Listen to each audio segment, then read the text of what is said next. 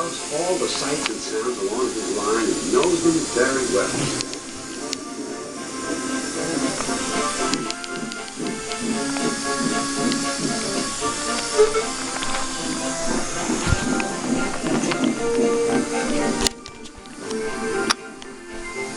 One morning, soon after he returned from being mended, he was enjoying his journey more than ever before. Along the way, he met Rusty. You know, he said, if I couldn't see these familiar faces and places, I think I was on a different railway. You've done wonders with these rails.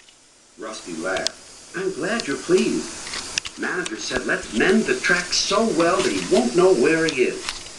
And we did. And you didn't, if you take my meaning. Skarloey liked this hard-working diesel. There's still one bad bit, warned Rusty, just before the first station. An engine might come off there, particularly Duncan. He will rock and roll along the line. Look at him right now. I hope he doesn't hurt his passengers. What's that about me? I'm a plain engine, and I believe in plain speaking. Speak up. Rusty warned Duncan about the bad bit of rail. Huh. I know my way about. I don't need smelly diesels to tell me what to do. Rusty felt hurt. Duncan banged about the yard. Then he clattered crossly to the station. James was already there, waiting for him. You're late, he snapped. I know, said Duncan. It's that smelly diesel's fault. Rusty tries to teach me how to stay on the rails, and then goes off leaving me to find my own coaching. You poor engine, sympathized James. I know all about diesel. One crept into our yard and ordered us about. I soon sent him packing. Duncan was filled with admiration. He didn't know that James was boastful. Sometimes didn't tell the truth.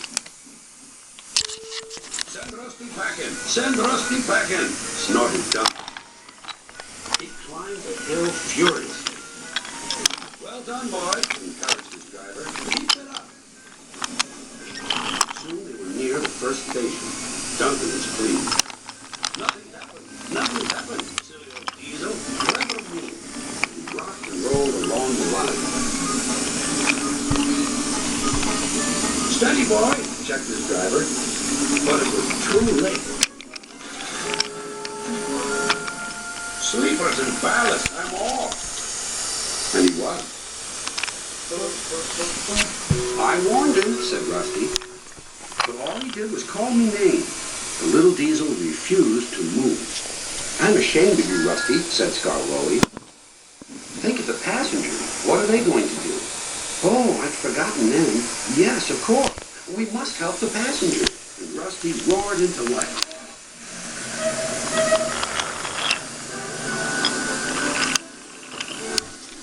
Duncan stood sad and solitary. He couldn't rock and roll now. Oh dear, he thought. Everyone will know how silly I am. The passengers had to get out and help too. They weren't very pleased about that, but worked as hard as they could. They carefully levered Duncan back onto the line.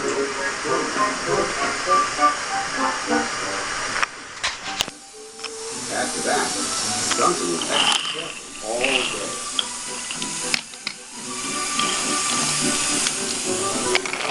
At last, evening came. Rusty, he whispered, thank you for helping. I'm sorry I was rude to you. That's all right, Duncan. I wish all diesels were like you. Let's be friends. Suits me, replied Rusty. We'll mend that bad bit of rail first thing tomorrow.